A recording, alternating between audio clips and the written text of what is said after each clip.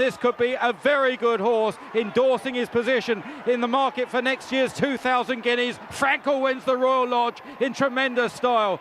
Frankel now in full cry, Celebration and Immortal Verse. Two quality horses are made to look mere mortals as Frankel remains unbeaten and wins the QE2. And it's all the ones for Frankel. It's going to be 11 from 11 here. The champion of the world, Frankel in majestic form by 8 or 9 in the Queen Anne.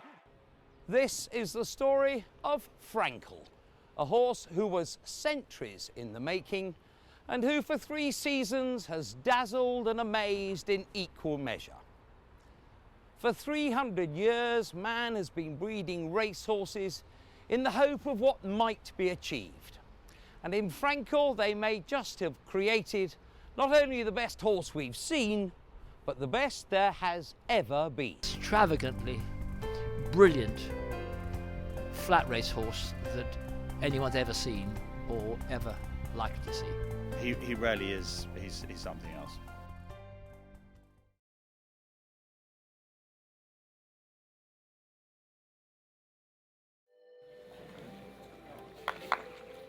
It all began here at Banstead Manor Stud, home to so many of Prince Khalid Abdullah's champions of the past. On February the 11th, 2008, a bay foal was born by superstar Galileo out of Kind, who would dominate the European racing scene in a way never known before. His potential was always evident, but the first time the public got to see him on a racecourse was in a 1-mile maiden at a rain-soaked Newmarket. In what turned out to be one of the greatest races of its type ever held at racing's headquarters, the subsequent world champion Frankel defeated future multiple Group 1 winner Nathaniel by half a length, with the 2012 Ascot Gold Cup winner Colour Vision languishing down in 11th. Yes, I mean, it's funny that at those sort of times, Gosden's got one and Cecil apparently's got a nice horse sort of stuff. That was the sort of vibrations when I only sort of picked it up afterwards. It's not that overwhelming. He wins well and he beats a horse called Nathaniel who turned out to be very, very good. You look at the strength and depth of that maiden. I think the second last horse was Colour Vision. Obviously that was too sharp for him. He went on to win an Ascot Gold Cup. What a maiden of your lifetime. Frankel quickens well. And from then it was on to Doncaster and a facile 13-length triumph, putting more flesh on the bones of a growing reputation. He's going to remain 2 from 2 and he might just have a touch of star quality about him. Frankel wins in the hands of Tom Queally. In Frankel's next race, the Royal Lodge at Ascot, none other than future Irish Derby winner Treasure Beach was among his victims. This leader's going very easily indeed, Frankel, who now pulls 3 lengths clear, 4 lengths clear of Clamour in second, and then Eskimo and Treasure Beach and Slim Shady, and Frankel is really stretching away entering the final furlong. He's a class apart from these. He's 8 or 9 lengths clear of in second place Clamour, and this could be a very good horse, endorsing his position in the market for next year's 2,000 guineas. Frankel wins the Royal Lodge in tremendous style. It was as if something had gone wrong, because one minute he's anchored behind 4 horses. As they come round the turn, the brakes let go by Tom Queally, and he just sort of spun round the outside and rocketed away. And it was the most astonishing thing. And you did genuinely think, well, something must have gone wrong with the others. The burst of speed he showed, leaving the back straight to cut 10 lengths out of the field, really beggared belief. And it was after that race that Sir Henry said for the first time that Frankel was almost certainly the best 2-year-old he'd ever trained. It was billed as the 2-year-old race of the century. Frankel against the brilliant middle part winner Dream Ahead, Samid, whom the Godolphin lads nicknamed Pegasus in the yard, and Aidan O'Brien's Roderick O'Connor. It was all about the match with Dream Ahead in the Dewhurst. Dewhurst, unfortunately, he flopped Dream Ahead just over the top, didn't act on the track, didn't look right in the paddock that day. Frankel was workmanlike there as well. He was probably over the top, still thrashed them. Frankly, I remember writing something later on. It's no good pretending now. At the time, there were just a bit doubts. He was very, very rank, and he, in the end, won. He had to be organised. He won quite decisively, but he wasn't. He was nothing like he developed into later. Certainly visually, And it was okay, and it was good enough to be the best around. You felt the horse may well have controllability problems. It was as a 3-year-old that Frankel would have to prove himself both the physical and mental finished article if he was going to win the 2,000 guineas. The green and possibly didn't contain the wow factor that everyone had hoped for. Acceleration gave him a fight, and until the final furlong and a half or so, you weren't completely sure that Frankel would win. And some also expressed fears about his temperament. He was a little bit headstrong. How would he cope in the Guineas amid the atmosphere of a classic? On the last Saturday in April, he answered his doubters in style, with an astounding performance the like of which had never been seen before. Rolly Mile history rewritten. It was utterly spectacular. And it was the race that began reshaping racing folklore and to change our idea of just what the racehorse was capable of achieving. It was about a furlong clear once. It was absolutely sort of ludicrous. I'd never seen anything like it ever. I think we thought that Frankel was carting Tom Queally and he had no control of what was going on. We couldn't believe he could possibly keep going. It was a sensational performance. Quarter horses in America don't go that quick. I was hoping and praying that we were going to see something special, and we saw something that you or I will never ever see again. If Newmarket was breathtaking, his next race at Ascot was heart-stopping. A mid-race move by Tom Queally left Frankel clinging on at the death, the apparently invincible within less than a length of getting beat. So Frankel now being ridden up towards his pacemaker, a deliberate move at halfway, and he's closing down, rerouted smoothly. Dubarwi Gold is 5 lengths back in third. Ex-Celebration, then Grand Prix Boss behind these Wooden Bassett. So Frankel turns for home and has gone about 3 clear from rerouted Dubarwi Gold, Ex-Celebration, then Nebras behind these, a Grand Prix Boss, then towards the outside, Dream Ahead, 2 furlongs out. Frankel about 5 lengths clear from Ex-Celebration, Dubarwi Gold, Nebras and Zoffany. A furlong and a half to go. Frankel is maintaining the gallop at the moment. Ex-Celebration's got to within about 4 lengths. Dream Ahead hanging out with Zoffany. Frankel only about 4 lengths clear. Zoffany and Ex-Celebration. Half a furlong to go. Frankel with Zoffany coming hard, and he's going to get close. Frankel from Zoffany, but Frankel's unbeaten record is intact, and he beats Zoffany. With the memory of Ascot still fresh in the mind, plenty were willing to oppose Sir Henry Cecil's star when he took on his elders for the first time in the Sussex Stakes. Ascot did make some people think again about Frankel, but I think the consensus view was that he hadn't had a great ride on that occasion. And I don't think really it made us doubt him going into the Sussex Stakes. What we did think was that Camphor Cliffs was a very serious rival. So it was very hold your breath time. I was standing by the winning post, and Mike Marshall, the assistant trainer, was there, and everyone was very tense. Could you do it? It was billed as the duel on the Downs. Frankel going for career win number 8, but up against a mighty opponent in 5-time Group 1 winner Camphor Cliffs, who defeated none other than triple Breeders' Cup Mile heroine Goldikova at Ascot last time out. And of course, it was a knockout blow. If you accept that the result is what you have, I mean, he's absolutely knocked him out and come away. And I remember feeling almost more excited then than any other time. And Mike Marshall and I went sort of jumped around and hugged each other. And Sandy, that he looks after Frank, came running. We danced around because it was a statement. And as we know, and we've had consistently since, the thing about Frankel is it's not just what he does, it's the way he does it. And that, low to the ground, flat out number was never better personified, I think, than that first Sussex Stakes at Goodwood.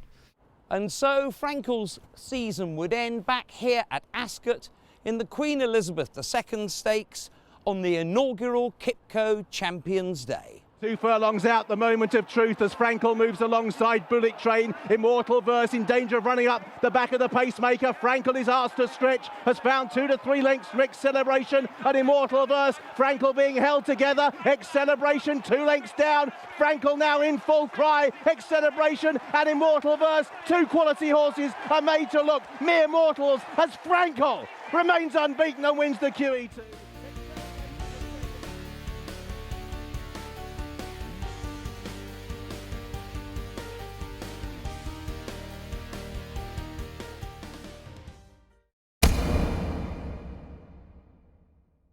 Just when racing folk were gearing up for the new flat season, came the news that Frankel had suffered a setback, and though not the career-ending injury many had dreaded, it served as a timely reminder of how fragile dreams could be for the coming campaign.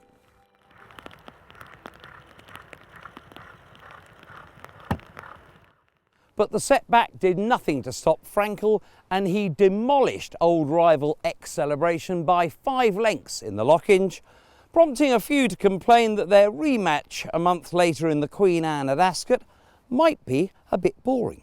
They're ready. And they're off, they're racing. And it's Frankel that gallops into the lead. Celebration is again trying to go with him as they race inside the final quarter mile. And Quealy says go on the champ. It's Frankel that leads the way, and he opens up in tremendous style. 4 or 5 lengths clear of Celebration. The rest are well beaten off, and it's all the ones for Frankel. It's going to be 11 from 11 here. The champion of the world, Frankel, in majestic form by 8 or 9 in the Queen Anne. Brilliant performance. In second. Outstanding mile performance, probably the best mile performance you'd ever see. So away from 3 furlongs out, he just ripped the field apart, going further and further clear. The Royal Ascot crowd isn't really a racing crowd, but they were blown away by what Frankel managed. It was mighty. It was a really mighty performance, and I think we got quite a lot of other emotions coming in. We were running into the 2012, summer of summers for Britain. It was Jubilee year. This was a climax of the Jubilee celebrations. The Royal Ascot is the Queen's course. This was our star turn, and it was the first race of the meeting.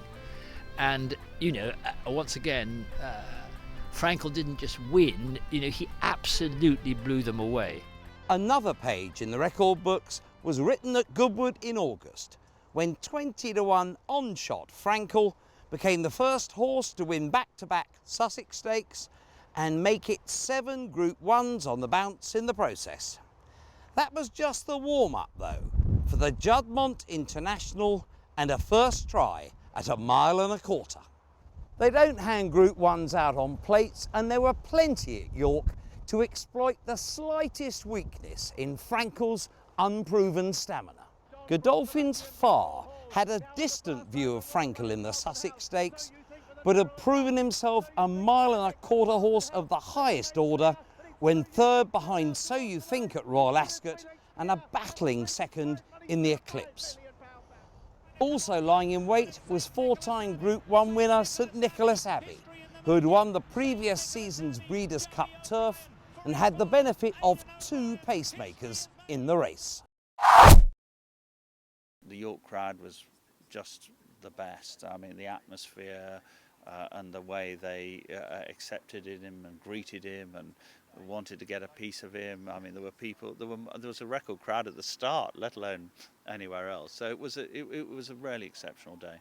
For a horse to be as good as Frankel is over 1 mile and then be as good over 1.25 miles would be something else, but you can very much argue that Frankel was even better over 1.25 miles. 2 furlongs out, St Nicholas Abbey was cantering. Then you looked to his side and saw Frankel was going even better, strode away from a top-class horse effortlessly, and it very possibly was his finest performance yet.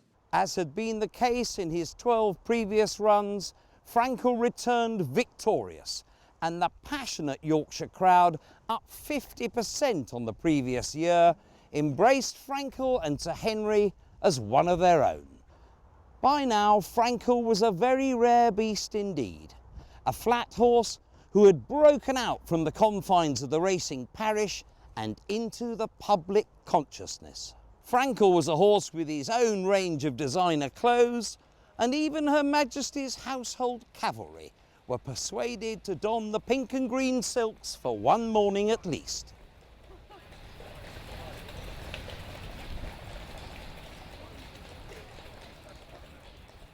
There would be one final chapter to the Frankel story, and it would come once again here at Ascot on Kipco British Champions Day.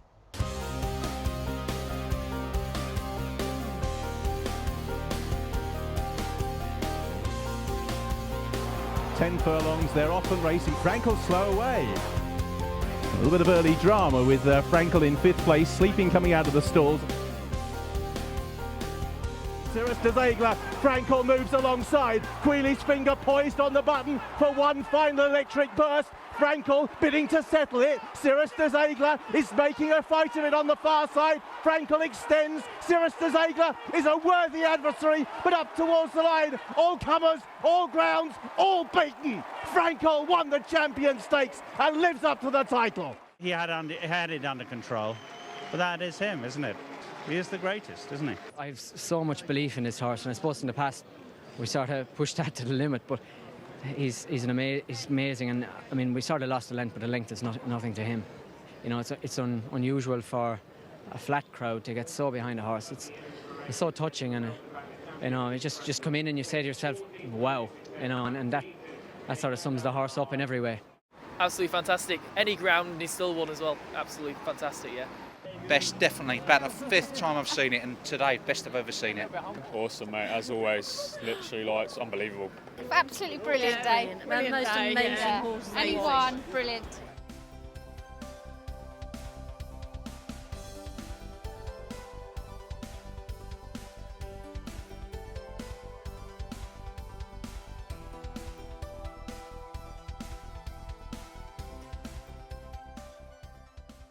Wherever Frankel stands in the list of all-time greats, he has been a colossus for a generation of racing folk who will tell tales of his brilliance for the rest of their lives.